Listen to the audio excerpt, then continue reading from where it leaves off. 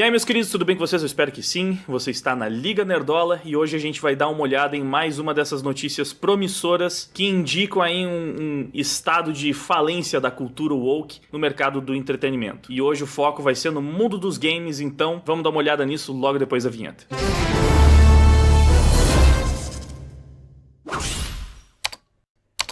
A matéria que compartilharam aqui comigo é essa aqui, ó. Square Enix e Sweet Baby Inc. não trabalham mais juntas. A Square Enix não está mais na lista de clientes da Sweet Baby Inc., indicando o fim da parceria das duas após a chegada dos recentes games. A Square Enix ficou famosa recentemente, assim, ela é muito famosa por Final Fantasy, né? Mas recentemente fez o jogo dos Vingadores, que foi muito mal recebido, e depois o pessoal ficou com muito receio do jogo do Esquadrão Suicida, que também seria lançado pela Square Enix, porque, poxa, eles acabaram de lançar um jogo da Marvel com os principais heróis da editora e não entregaram uma coisa tão interessante assim, então o pessoal foi desanimado pra jogar o game dos Guardiões da Galáxia, mas acabou que foi uma grata surpresa, né? O jogo dos Guardiões da Galáxia foi bem mais divertido, bem mais interessante. Jogar em português é muito legal porque os dubladores dos filmes estão todos lá e uma coisa que esse jogo acerta muito é justamente na interação dos personagens. Eles não param de conversar, assim, um fica falando com o outro,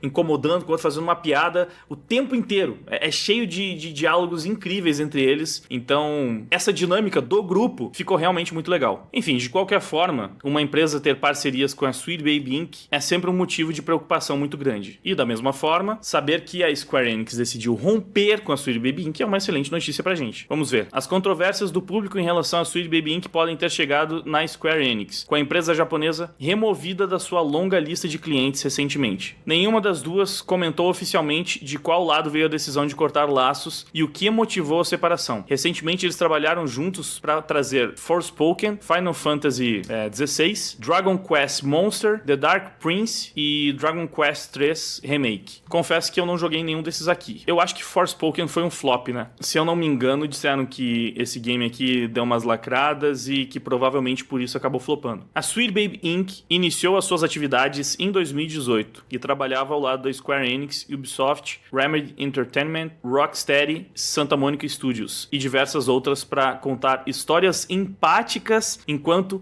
enriquecem a indústria gaming. Eles trabalhavam para contar histórias empáticas. É o jeito soft de falar que basicamente a empresa existe para enfiar lacração no mundo dos games. É para isso que eles trabalhavam. Mas não é lacração, são histórias empáticas. A empresa foi uma das principais consultoras em Suicide Squad. Nossa, aquele jogo, né, do Esquadrão... Sim.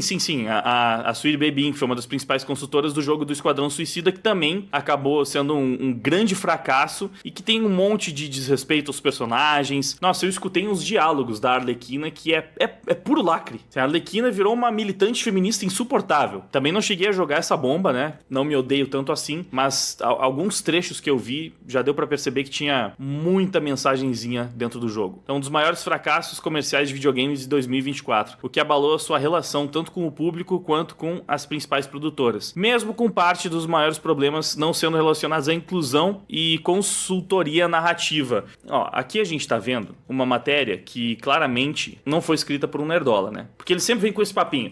O jogo do Esquadrão Suicida foi um flop terrível, mas não é como se o flop fosse culpa da Sweet Baby Inc. da agendinha que ela forçou dentro do jogo. Não, é por outras coisas. Assim, e não que não tenham outros problemas, parece que realmente o jogo tem problemas de mecânica, todos os personagens ficaram muito parecidos, né? Ao invés de você pegar o Esquadrão Suicida e conseguir diferenciar bastante um personagem do outro, a mecânica, no fim todos eles pegavam um trabuco, usavam um trabuco e ficavam dando tiro, e era isso aí. Mas sim, você tem muitos problemas no roteiro que são provenientes da agenda que a gente sabe que quem enfiou lá dentro foi a Sweet Baby Inc. Por isso que ela começou a ser tão criticada, né? Porque o pessoal percebeu esse padrão. Percebeu que, além das pessoas que trabalham na Sweet Baby Inc. já terem admitido que elas extorquiam as empresas, né? Faziam pressão nas empresas para que elas fossem obrigadas a aceitar a sua consultoria para tornar as histórias mais empáticas e diversas. Caso as empresas não aceitassem fazer isso, iriam partir por quê? Por cancelamento. Tipo, essa empresa não aceitou a consultoria da Sweet Baby Inc. porque ela é racista, porque ela é preconceituosa. Vocês sabem como é que funciona. E aí o pessoal começou a perceber, né, esse padrão, vários jogos lacradores sendo lançados pela empresa, você via as declarações das pessoas que trabalham na empresa, você via que basicamente a Sweet Baby Inc. existe para pressionar a indústria dos games a colocar lacração em todas as obras que puder. E aí você tem várias obras com roteiros péssimos, com uma narrativa péssima, que se preocupa muito mais em lacrar e passar mensagenzinha do que criar uma história realmente interessante, com personagens interessantes, envolventes e entreter o seu público, né? Por isso, muitos jogos relacionados a Sweet Baby Inc. começaram a fracassar terrivelmente,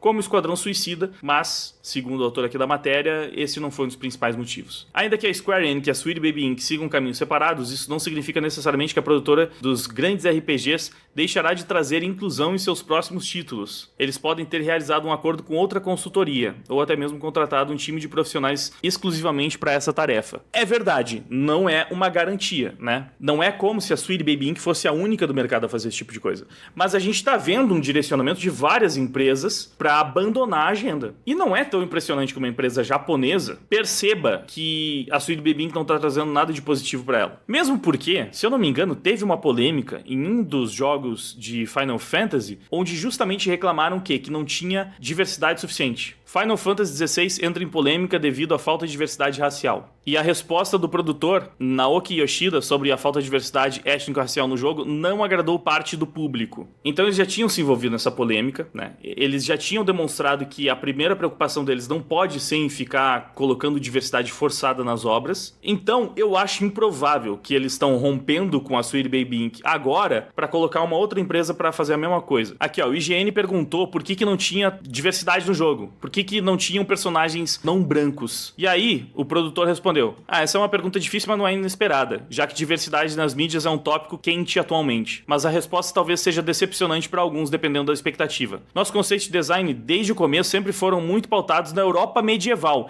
incorporando padrões históricos, culturais, políticos e antropológicos que eram predominantes na época. Quando estávamos decidindo a melhor ambientação para a história que queríamos contar, de uma terra assolada pelo Blight, sentimos que ao invés de criar algo em escala global, precisávamos limitar o escopo a um único território, um isolado geograficamente e culturalmente do resto do mundo em uma área sem aviões, televisões ou telefones. Ou seja, eles queriam ambientar o jogo deles num cenário que remeta à Europa medieval e eles queriam que a região fosse isolada culturalmente e geograficamente. Então não faz sentido, para a história que eles queriam contar, você ter um monte de diversidade lá. O produtor percebeu que era muito mais importante se manter fiel ao mundo que eles estavam querendo construir do que agradar uma agendinha que impõe diversidade forçada em tudo que é lugar. Mesmo na Europa medieval, você precisa ter toda a diversidade do mundo, né? Mesmo nos países nórdicos da Europa, né, para contar a história dos vikings, tem que ter um monte de diversidade, você tem que ter lá os africanos no meio dos vikings,